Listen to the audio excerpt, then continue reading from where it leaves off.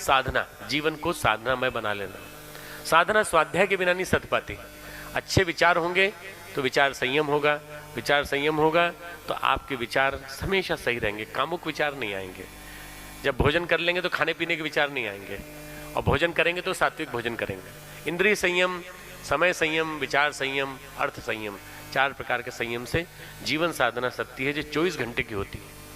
24 घंटे आप अपने ऊपर वॉच रखिए, आप कुछ गलत तो नहीं कर रहे, आप कुछ गलत तो नहीं सोच रहे, आपके दिमाग में कोई गलत विचार तो नहीं आ रहे। ये सारा का सारा मैनेजमेंट यदि आपका आ जाएगा, आपके जीवन में टाइम मैनेजमेंट आ जाएगा, समय प्रबंधन आ जाएगा, ये सब चीज़ें आ जाएंगी तो आपका जीवन व्यवस्थित हो जाएगा। आप औरों को तो मैनेज करते हैं पर अपने आप को मैनेज करना सीख लीजिए। मैनेजरल कैपेबिलिटी, सुबह उठना सही समय पर, सुबह उठ के ब्राह्म मुहूर्त में उपासना करना, वॉकिंग के लिए जाना, फिर उसके बाद अपना काम करना। सुबह उठ के बेड टी पीते हैं और उसके बाद फिर सीधे ऑफिस चले जाते हैं और ऑफिस में दिन भर झल्लाते रहते हैं, शाम को आते हैं, आपका सिर दुखता है, आपका ब्लड प्रेशर बढ़ने लगता है, कोलेस्ट्रॉल बढ़ जाता है। यह आज की जीवन शैली। इस जीवन शैली को ठीक करना है, सुबह जल्दी उठिए, दिन भर स्फूर्तिवान बने रहिए और शाम को जल्दी सो जाइए। यही आपके जीवन की रीति नीति होना चाहिए। जीवन साधना इसी को कहते हैं। आराधना का मतलब है समाज सेवा, उपासना यानी भक्ति योग, साधना यानी ज्ञान योग और आराधना यानी कर्मयोग। आपका कर्मयोग ये कहता है कि आपको समाज में छाई हुई विषमताओं को, विपन्नताओं को मिटाने के लिए प्रयास करना चाहिए। आज समाज में बहुत सारी परेशानियां हैं, बहुत सारे लोग भूखे हैं, बहुत सारे लोग दुखी हैं, कष्ट में हैं, क्योंकि औरों ने उनके साधन छीन रखे हैं। यदि आप हम सब मिलकर के प्रयास करें तो समाज में समता मूलक समाज बन सकता है, औरों के लिए हम कुछ अच्छा कर सकते हैं।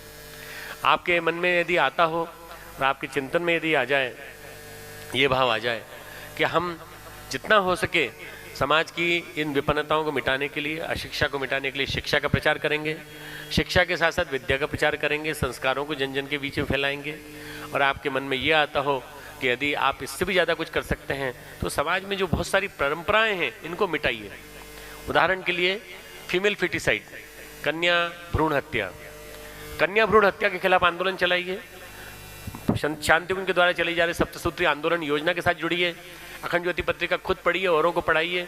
युग शक्ति गायत्री पढ़िए, युग निर्माण योजना पढ़िए। आपको जो विचार अच्छे लगे, एक किताब पढ़ने का और एक किताब पढ़ाने का संकल्प लीजिए। विद्या विस्तार योजना में सहभागी बनिए। जितना आप गुरु का काम करेंगे, गुरु आपका काम करेगा। गुरु आपको बदले में उतना ही देता चला जाएगा यदि आपके मन में संकल्प उठता है कि हम विचारों को, अच्छे विचारों को ज़्यादा से ज़्यादा लोगों तक पहुँचाएंगे। अगर आपने एक आदमी को भी जीवन में खड़ा कर दिया अपने पैरों पे, उसको स्वावलंबी बना दिया और उसके विचारों को अच्छा कर दिया, आपको पुण्य मिलेगा। आप 1 से ज़्यादा बढ़ जाइए, 10 को कर दीजिए। आप अपना भी निर्माण कर दिए और 10 का निर्माण करिए, तो आपको इसका पुण्य निश्चित रूप से मिलेगा। आपको अगले जन्म में भी बहुत जल्दी गुरु मिलेंगे और आपको निश्चित रूप से प्रगति के पथ पर बढ़ने के लिए मार्गदर्शन मिलेगा।